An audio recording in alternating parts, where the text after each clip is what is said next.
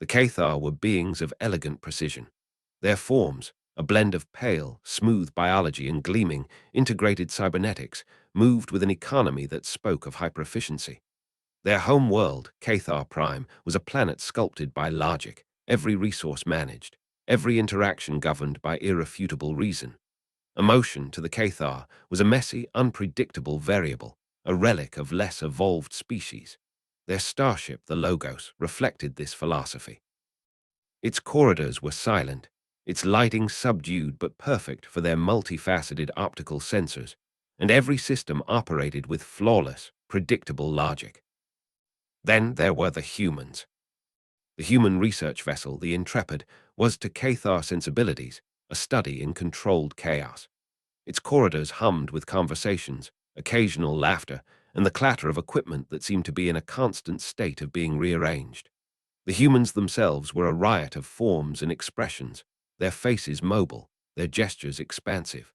They were, in the Cathar assessment, highly intelligent but hopelessly governed by their internal chemical storms. The two ships and their crews were on a joint mission. Cathar long-range scans had identified planet Xylos as a potential source of rare thormite crystals, essential for their advanced hyperdrives. The planet also emitted faint, unusual energy signatures that the Cathar deemed geologically interesting but entirely non-threatening. The humans, with their reputation for adaptability in strange environments, were invited more as an observational courtesy, a nod to fledgling interspecies cooperation, than for any perceived vital contribution. Leading the Cathar science contingent aboard the Logos was Xyla.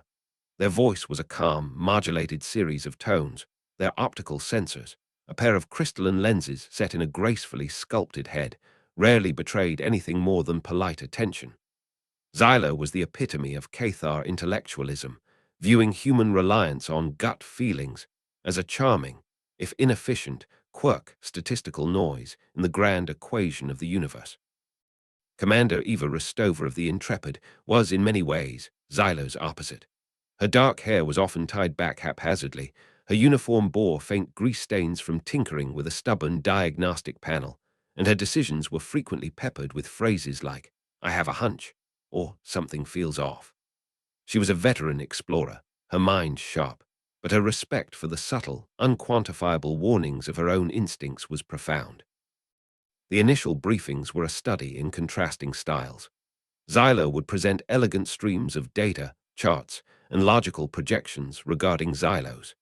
Eva, after one such presentation showing pristine environmental stability and a complete lack of biosignatures, leaned back in her chair. "It all looks perfect on paper, Xyla," Eva said, her brow furrowed slightly as she looked at the holographic projection of the desolate, rust-colored planet. "But it just feels wrong. There's a stillness to it, a kind of blankness in the preliminary visual scans that gives me a bad vibe." Xyla tilted their head, a gesture of polite inquiry. "Commander Rostova, our sensors are among the most sophisticated in the known galaxy. They indicate Xylos is geologically stable, atmospherically thin but benign within expected parameters for its class, and devoid of any complex life. A bad vibe, while a fascinating insight into human emotional processing, is not a quantifiable data point." Across the briefing table, two other Cathar exchanged a flicker of their optical sensors, a silent, logical agreement, typical human sentimentality. "Perhaps," Eva conceded, though her unease remained. "But I'd like my surface teams to run some extra resonance scans, just in case. Call it a cross-check for your quantifiable data points." Xylo nodded, a flicker of something that might have been Cathar amusement in their lenses. "As you wish, Commander. Additional data, even if redundant, can always be input into the system." The implication was clear. It would change nothing. The Logos and the Intrepid settled into orbit around Xylos. The planet below was a canvas of reds and ochres, vast plains of dust and rock formations sculpted by winds that had howled for millennia in the thin, nitrogen-heavy atmosphere. Cathar landing shuttles, sleek and silent, descended first, their teams deployed with practiced efficiency. establishing a network of sensor grids designed to map the planet's crust and pinpoint thormite deposits. Their movements were precise, devoid of wasted energy. Human landing parties followed, their approach more visibly interactive. Geologists chipped at rocks, exobiologists took atmospheric samples with a kind of eager curiosity, and engineers grumbled good-naturedly as they calibrated their own, somewhat less elegant, sensor equipment. Commander Rostova opted to join one of the initial surface teams, wanting to experience Xylos firsthand. Stepping onto the dusty surface, clad in her environmental suit, Eva felt the unease solidify. It wasn't just a vague feeling anymore. The silence here was different from the silence of space. It was heavy, expectant. The way the fine red dust coated every surface, even settling oddly on their equipment despite the light breeze, felt unnatural. She caught herself glancing at shadows that seemed to flicker at the edge of her vision, but when she turned, there was nothing. Her suit's internal sensors showed no anomalies, no life forms, no unusual radiation. "Commander, are you all right?" Lieutenant Jian Li, her chief geologist, asked, his voice crackling over the comms. He noticed her uncharacteristic stillness. "Fine, Jian," Eva replied, shaking her head slightly. "Just taking it all in. This place is even stranger up close than it looked from orbit." Back on the Intrepid, Eva monitored the flow of data from both Cathar and human teams. The Cathar reports were models of concise information. Mineral concentration, seismic activity, atmospheric composition, all within expected parameters. The human reports were more descriptive, peppered with observations about the eerie landscape and the peculiar quality of the light. During a joint remote briefing projected into the Intrepid's ready room and the Logos's command center, Eva decided to voice her concerns more directly. "Xyla," she began, addressing the Cathar's holographic image. "My teams and I are picking up on subtle environmental cues that don't sit right. The dust patterns are unusual. There are almost no micrometeorite impacts on exposed rock faces, which is statistically improbable for a planet this old without a dense atmosphere. And there's a persistent feeling, reported by multiple human personnel now, of being observed." Xylo's image remained placid. "Commander Rostova, your team's observations on dust patterns and micrometeorite impacts are interesting, and we will add them to our geological models for consideration. As for the feeling of being observed, I must reiterate that our comprehensive sensor sweeps have detected no biological entities, macroscopic or microscopic, capable of such observation. Perhaps the unusual nature of Xylos is stimulating a common human psychological response, pareidolia, or pattern-seeking in random stimuli." Eva felt a familiar surge of frustration, quickly suppressed. "With all due respect, Xyla, this isn't about seeing faces in the rocks. It's a consistent sensory input that our instincts are flagging as a potential threat. My gut tells me there's something here we're not seeing." "Your gut, Commander," Xyla replied, the modulated tones carrying a hint of what might be Cathar pedagogical patience, "is a complex neurochemical system. While undoubtedly useful for your species' evolutionary path, it is not a precision instrument for assessing unknown environments. Our instruments are. They currently indicate no threats." Then a new piece of information appeared. One of the Cathar deep-core sensor probes, drilling miles beneath Xylos's crust, registered a localized, faint energy fluctuation. It pulsed with an odd rhythm, unlike any known geological or radioactive signature. Xylo displayed the data. "We have detected a novel energy signature. Source point approximately 7.3 kilometers below surface team Kilo 7's current position. Energy output is minimal. Classification. Anomalous geological phenomenon. We will schedule a focused seismic survey for further analysis." Eva stared at the pulsing light on the holographic map. A cold dread, sharp and specific, pierced through her. "Xyla," she said, her voice tight. "That's it.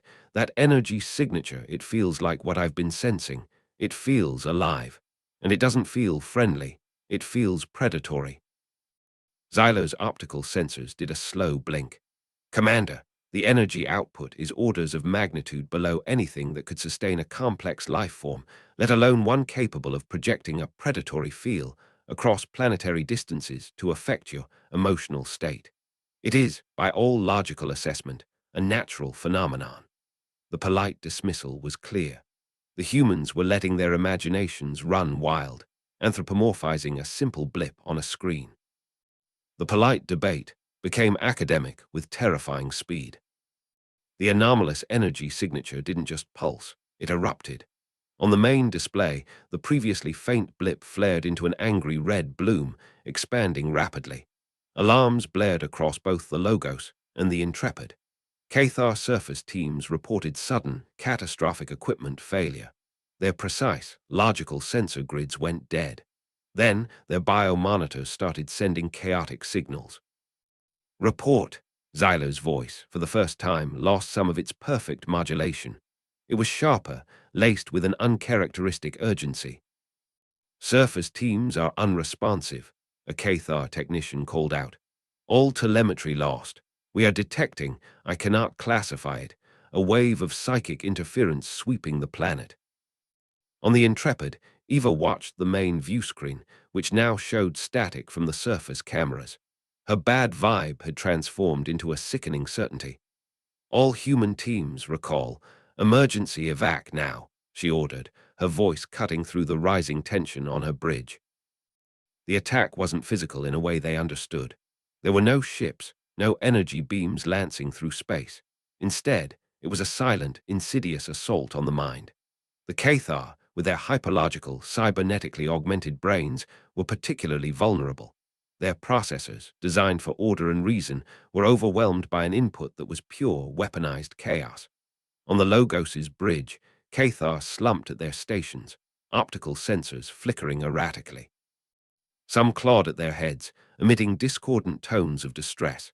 Their shipboard AI began to babble in corrupted code. It's in our systems," a human communications officer on the Intrepid cried out, his hands pressed to his temples. "I can feel it, pushing, trying to get in." Eva gripped her command chair, the wave of psychic pressure washing over her too, a dizzying, nauseating sensation, like being mentally pulled apart.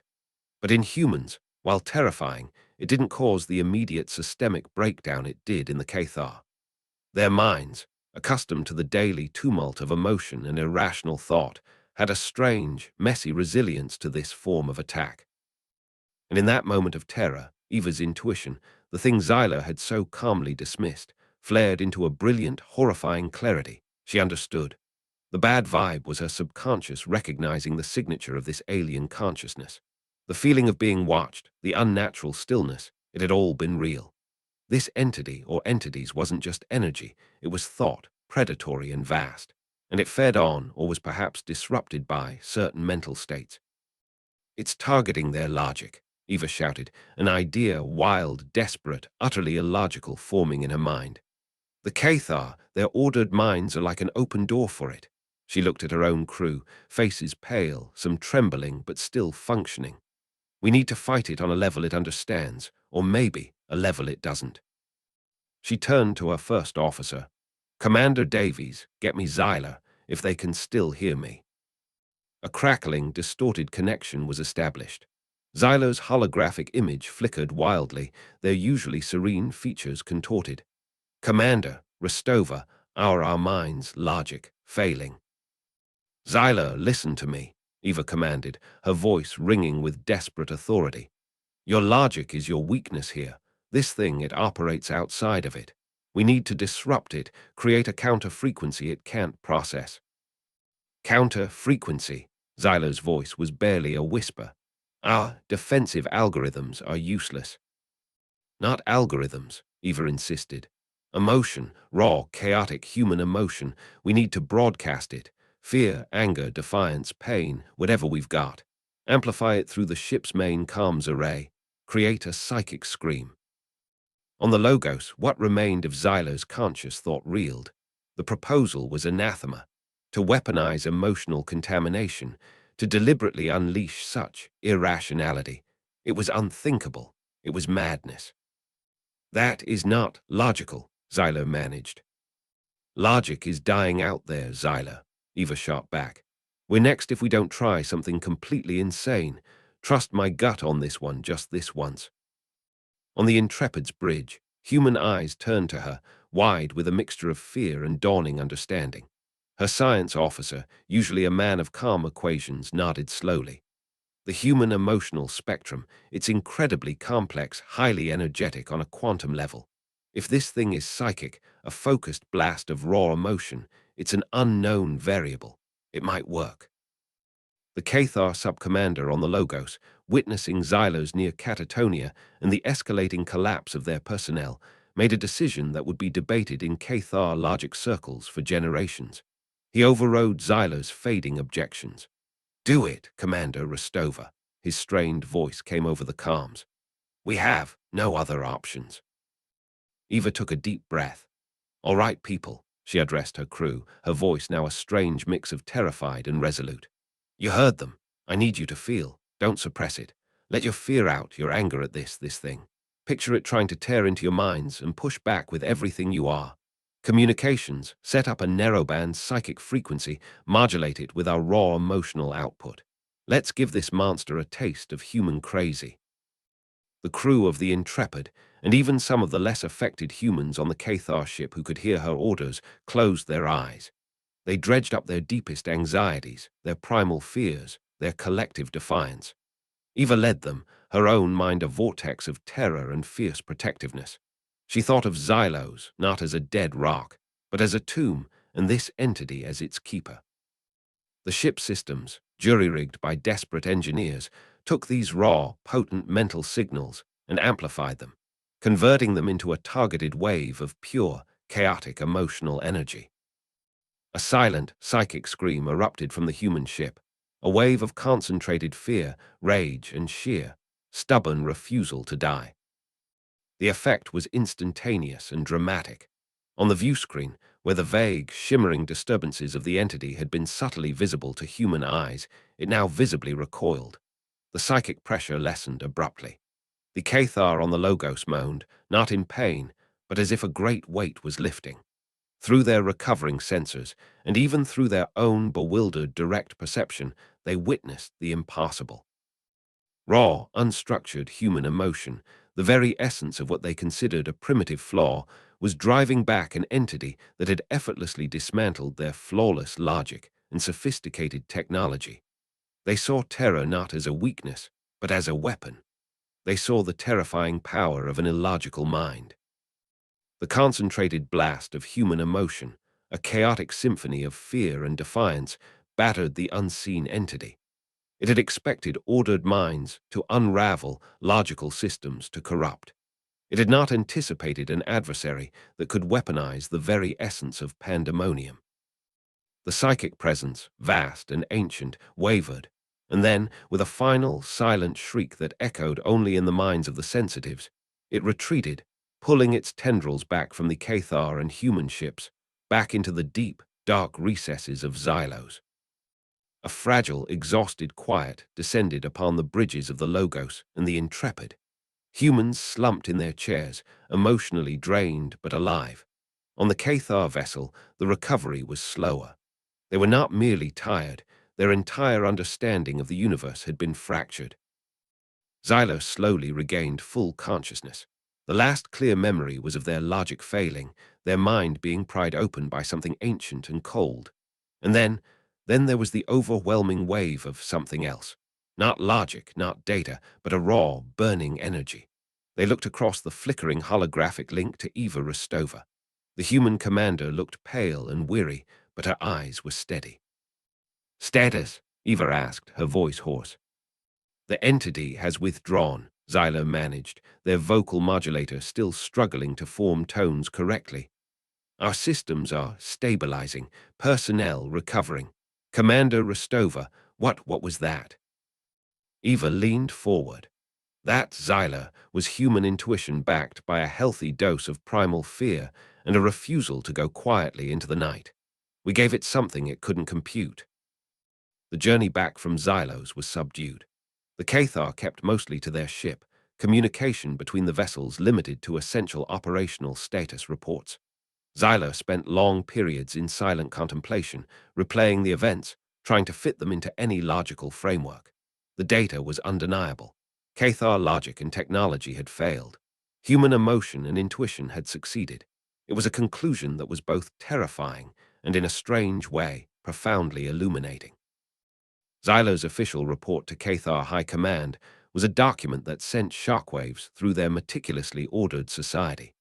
It was a dispassionate, factual account of the Xylos incident, detailing the nature of the psychic entity, the catastrophic failure of Cathar defenses, and the unconventional, emotion-based countermeasure employed by the humans that ultimately saved both crews. The report concluded with a recommendation that would have been unthinkable before. Further study of human emotional and intuitive processes is deemed strategically essential. The Cathar didn't suddenly embrace emotion.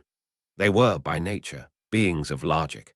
But fear and respect were not emotions they could easily dismiss when faced with irrefutable evidence.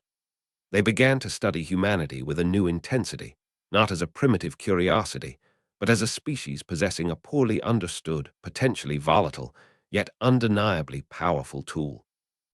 Restover's intuition became a legendary case study, whispered in Cathar halls of learning, a cautionary tale about the limits of pure logic. Academic papers were written, simulations were run, and consistently failed to replicate the raw chaos of the event, and a new field of xeno-emotional dynamics was reluctantly born. For humanity, their standing in that particular corner of the galaxy shifted. They were still seen by many as unpredictable, sometimes frustratingly illogical. But the Cathar, and those they informed, now looked at them with a newfound wariness and a grudging awe. The illogical depths of the human mind were no longer just a quaint characteristic. They were a wild card, a hidden strength, perhaps even a terrifying weapon. Sometime later, Xylo found themselves at a joint interspecies science conference. They observed Commander Rostova from across a crowded reception hall. She was laughing, a completely unrestrained sound, head thrown back, sharing a joke with a fellow human. A year prior, Xylo would have categorized the display as inefficient, a waste of energy, a cascade of pointless neurochemical reactions. Now, as Xylo's optical sensors processed the scene, they didn't just see chaos. They saw complexity, resilience, and an unpredictable energy that their logic still struggled to fully comprehend, but could no longer dismiss. They saw a different kind of intelligence, one that had stared into an abyss their own kind could not face, and had found a way to make the abyss blink first. The universe, Xylo was beginning to understand, was far more illogical and far more interesting than Cathar philosophy had ever allowed.